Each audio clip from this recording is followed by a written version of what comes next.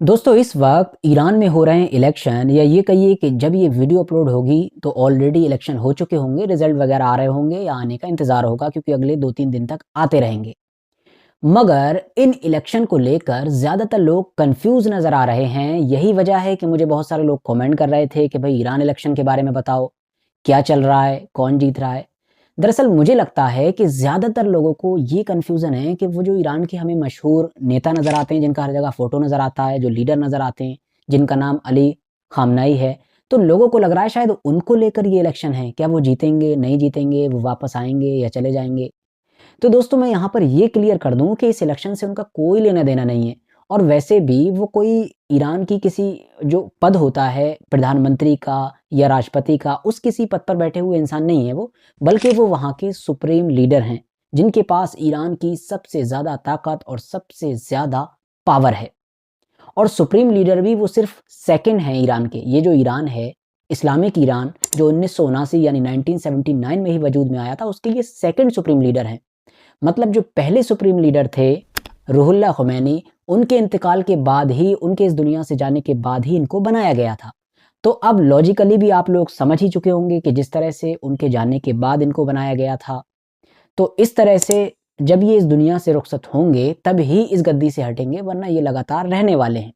तो अब सवाल ये है कि फिर ये इलेक्शन किस बात के हैं? तो भाई इलेक्शन है ये पार्लियामेंट की लगभग 290 सीट्स को लेकर। 1500 से भी ज़्यादा लोग इसमें अपनी किस्मत आज़मा रहे हैं, बताया जा रहा है। मगर क्योंकि ईरान में इंडिया, अमेरिका, यूके इन जैसे देशों की तरह कोई स्ट्रॉन्ग पार्टी सिस्टम नहीं है, जैसा कि हमारे यहाँ पर आखिर में कांग्रेस, बीजेपी रह जाती है। यूके और यूएसए वगैरह में भी इसी तरह की चीज़ें हैं, लेकिन वहाँ पर स्ट्रॉन्ग पार्टी सिस्टम नहीं है, वहाँ बहुत सारी पार्टीज़ हैं और उनमें से कुछ हार्डलाइनर्स हैं, तो कुछ कंजर्वेटिव हैं, तो कुछ रिफॉर्मिस्ट हैं, मतलब अलग-अलग कैटेगरी की पाई जाती हैं। अब ये जो पार्लियामेंट में लोग जीत कर पहुँचेंगे, तो भाई इनका काम क्या होगा? जब सुप्रीम लीडर वहाँ मौजूद हैं, पावर उनके पास रहना है, तो फिर ये लोग काहे पार्लियामेंट की तरफ जा रहे हैं? तो भाई मामला ये है कि ये लोग सँभालते हैं बजट से जुड़े हुए सारे सिस्टम, इकोनॉमी को सँभालते हैं। देश के अंदर और भी बहुत सारे सेक्टर होते हैं, अंदरूनी देश जो चलता है पूरा, ये यही लोग चलाते हैं, यही जो मेंबर होते हैं यही चलाते हैं, इनके चुने हुए जो लीडर होते हैं, जो मंत्री होते हैं, वही सब चलाते हैं। लेकिन जो ईरान से जुड़ी हुई मेन चीज़ें हैं, जैसा कि डिफेंस का पूरा फील्ड सुप्रीम लीडर से जुड़ा हुआ है, फॉरेन पॉलिसी, विदेश में किससे नाते कैसे रहेंगे, कैसा किसके साथ कैसे पेश आया जाएगा, किससे दोस्ती रखी जाएगी, किससे दुश्मनी की जाएगी, कहाँ-कहाँ पर क्या करना है, ये सब कुछ कौन देखता है? Supreme leader. न्यूक्लियर से जुड़ा हुआ जो पूरा इनका मामला चल रहा है, कौन देखता है? Supreme leader. तो आप कह सकते हैं कि अंदरूनी मामलात को भले ही ये सब सँभालते हों, जिनको चुना जा रहा है, लेकिन जो मेन पावर है ईरान की, जो रीढ़ की हड्डी आप कह सकते हैं सारे सेक्टर्स, वो तो डायरेक्टली या फिर इनडायरेक्टली सुप्रीम लीडर के पास हैं। लेकिन इस वक्त ये जो इलेक्शन चल रहे हैं, इनकी इतनी ज़्यादा दुनिया भर में चर्चा जो हो रही है, उसके पीछे एक और भी मेन वजह है। वजह ये है कि इस बार ईरान के लोग सिर्फ ये पार्लियामेंट के मेंबर्स को नहीं चुन रहे हैं, बल्कि वो लोग उन 88 यानी कि 88 मेंबर्स को भी चुन रहे हैं कि जिनको आने वाले दिनों में ही बहुत जल्द अगले सुप्रीम लीडर को चुनना है। हाँ दोस्तों, आप लोग बिल्कुल सही सुन रहे हैं। दरअसल वहाँ पर होती है एक असेंबली ऑफ एक्सपर्ट्स। ये एक तरीके से आप कह सकते हैं एक टीम होती है जिसको असेंबली ऑफ एक्सपर्ट्स बोला जाता है। इनका काम है अगले सुप्रीम लीडर को चुनना राय मशवरे के बाद। तो इस बार जो ईरान के लोग हैं, वो इन सारे जो 88 एक्सपर्ट्स हैं, इनको भी चुन रहे हैं। तो जिस तरह के लोगों को ईरान के आम लोग चुनकर भेजेंगे इस असेंबली के लिए, ये बहुत मायने रखेगा।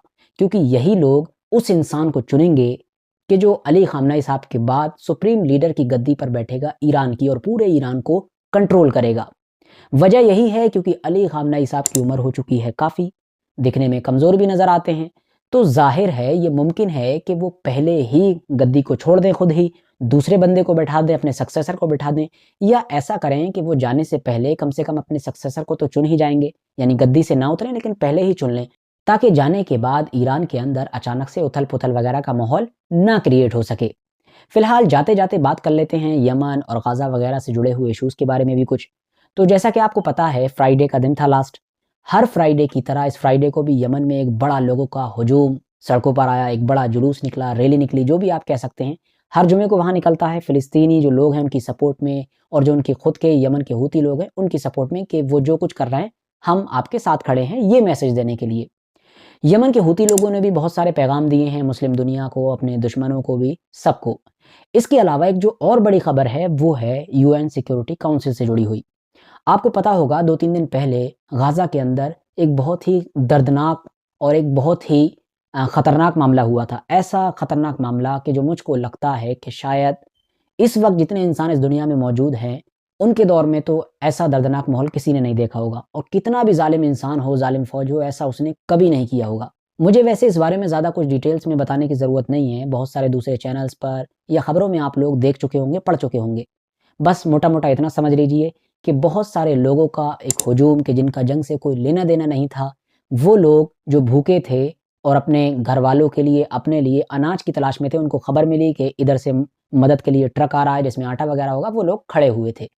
और ऐसी भीड़ पर इज़राइली फ़ौज की तरफ से अंधाधुंध फायरिंग कर दी गई, और जो उनके टैंक वगैरह थे, उनके ज़रिए से चढ़ाई कर दी गई, हमले कर दिए गए। नतीजा ये हुआ कि फ़ौरन ही 112 से 120 लोगों की मौत के बारे में बताया जा रहा है, वो लोग बेचारे ख़त्म हो गए, और उसके अलावा भी बेशुमार लोग अभी भी घायल हैं और क्रिटिकल कंडीशन में हैं।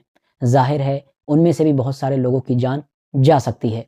तो इसको लेकर अल्जीरिया यूएन सिक्योरिटी काउंसिल में एक रेज़ोल्यूशन लेकर गया था, उसको पास कराना चाह रहा था, जिसमें यही कुछ कहा गया था कि ये जो पूरा मैटर हुआ है, इतना ख़तरनाक मामला, इसके लिए इज़राइल को ब्लेम किया जाना चाहिए, उसको कसूरवार माना जाना चाहिए, क्योंकि हो ना हो इज़राइल ही इन सारी चीज़ों का खुला ज़िम्मेदार है। और ज़ाहिर है, जब वो उस रेज़ोल्यूशन में ब्लेम करवा रहे हैं, कसूरवार ठहरवा रहे हैं, तो आगे कार्रवाई की भी बात होना तय ही थी अगर ये रेज़ोल्यूशन पास होता। लेकिन हमेशा की तरह अमेरिका ने बड़ी बेशर्मी के साथ इसको वीटो कर दिया। खबर है कि जो 15 मेंबर थे यूएन सिक्योरिटी काउंसिल के, उनमें से 14 ने एक तरफ़ा बात की, पॉजिटिव साइन दिया इसको लेकर, इस रेज़ोल्यूशन को देखकर, इस रेज़ोल्यूशन के बारे में, लेकिन अमेरिका ने इसको वीटो कर दिया और क्या कहा कि अभी हमारे पास फैक्ट्स नहीं हैं, यानी कि तथ्य नहीं हैं। और आसान शब्दों में कहूँ तो उसने कहा कि अभी हमारे पास सबूत नहीं है इस मैटर को लेकर कि ये सब कुछ इज़राइल वगैरह ने किया, अभी हमें जो है थोड़ी जाँच-पड़ताल की ज़रूरत है। ये कहकर आप सोच सकते हैं कि अमेरिका ने कितनी बड़ी बेशर्मी दिखाई है। एक ऐसा मामला जो पूरी दुनिया देख रही है और सबके सामने फ़ोटोज़, वीडियो सब मौजूद हैं।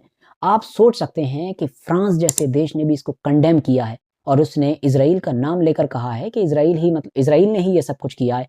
बाकायदा उसकी जो अखबारों में हेडिंग्स वगैरह यूज़ की गई हैं, वो खुले तौर पर इज़राइल को कसूरवार मान रहे हैं। लेकिन ऐसे मामले में भी अमेरिका ने न सिर्फ वीटो किया, बल्कि पूरी तरीके से उसको झुठला दिया। तो फिलहाल दोस्तों, आज की अपनी वीडियो को तो हम यहीं पर ख़त्म करते हैं। मिलेंगे बहुत जल्द ही और भी बहुत सारी खबरों के साथ। अगर आप लोगों को ये वीडियो वाकई इन्फॉर्मेटिव लगी हो तो लाइक करने के साथ साथ दोस्तों के साथ ज़रूर शेयर करें, और इस चैनल को ज़रूर ज़रूर ज़रूर सब्सक्राइब करके रखें, ताकि जब भी मैं आइंदा वीडियो डालूँ तो आप लोगों तक सबसे पहले पहुँच सके।